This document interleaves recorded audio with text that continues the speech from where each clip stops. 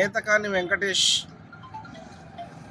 అసలు నువ్వు ఎక్కడున్నావు? మాదిగ ఉద్యమంలో, ఎంఆర్పిఎస్ ఉద్యమంలో 30 సంవత్సరాల ఉద్యమం జరుగుతుంటే ఏ రోజైనా నువ్వు ఎంఆర్పిఎస్ ఉద్యమానికి అండగా ఉన్నావా? ఏ రోజైనా ఎంఆర్పిఎస్ ఉద్యమంలో నువ్వు పార్టిసిపేట్ చేసినావా?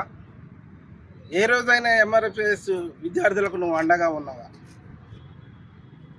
ఈరోజు మాలలు మాకు అన్యాయం చేసిర్రు అని నువ్వు గొంతు జింపుకుంటున్నావు, కానీ అదే మాలలు సమాజానికి అన్యాయం చేస్తున్నారు, ఎస్సీలో వర్గీకరణ కాకుండా అడ్డుపడుతున్నారని ఏ రోజైనా నువ్వు స్టేట్మెంట్ ఇచ్చినవా? మాదిగల తరపున ఏ రోజైనా నువ్వు ఉద్యమంలో పార్టిసిపేట్ చేసినవా?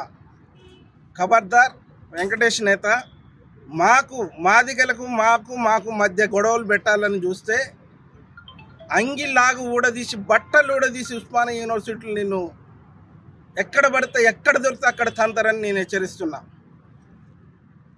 ఈరోజు నువ్వేం చేస్తున్నావు అంటే ఎస్సీ వర్గీకరణను అడ్డుకోవడానికి మాదిగలకు ఉపకులాలకు గొడవ పెట్టి దీన్ని ఇంకా ఈ విధంగా ప్రొలాంగ్ చేయాలి, ఇంకా ఒక 30 సంవత్సరాలు ఈ ఉద్యమం నడవాలి, ఈ జాతిలో ఉన్న యువత మొత్తం కూడా నాశనం కావాలని నువ్వు చూస్తున్నావు.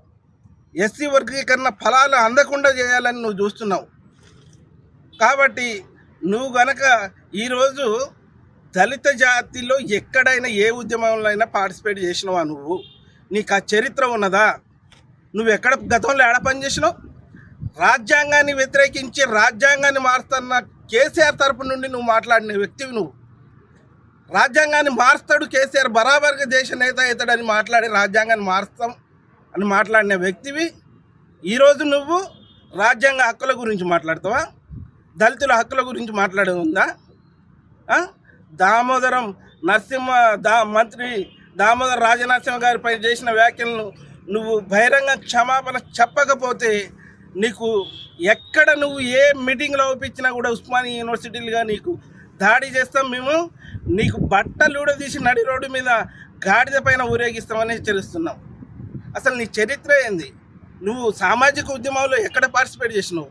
ఈరోజు నాకు అన్యాయం జరిగిపోయింది, నా నేతకాని కులానికి అన్యాయం జరిగింది అంటున్నావు, కానీ ఏ రోజైనా నేతకాని కులం గురించి మాట్లాడినావా? సామాజిక స్పృహ ఉందా నీకు? ఒక ఎస్సీ దళిత ఉద్యమానికి అండగా నిలిచి ఎస్సీ ఎస్టీ సప్లాన్ తీసుకొచ్చి ఎస్సీ ఎస్టీలకు ఎంతో తోడ్పాటును అందించినటువంటి మంత్రి దామోదర రాజనరసింహ పైన నువ్వు వ్యాఖ్యలు చేస్తావా? సిగ్గుందని మాట్లాడతావా?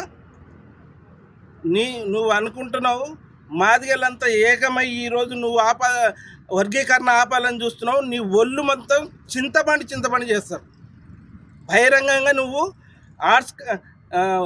ఆర్ట్స్ కాలేజ్ కాడికి వచ్చి బహిరంగంగా క్షమాపణ చెప్పాలి. ఎక్కడైతే నువ్వు దామోదర రాజనరసింహ గారి పైన వ్యాఖ్యలు చేసినావో అక్కడికి వచ్చి బహిరంగంగా క్షమాపణ చెప్పాలి. లేని పక్షంలో నేతకాని వెంకటేష్, మాదిగ విద్యార్థులందరూ కూడా నువ్వు ఎక్కడ కనిపించినా కూడా తరిమి కొడతారని హెచ్చరిస్తున్నావు.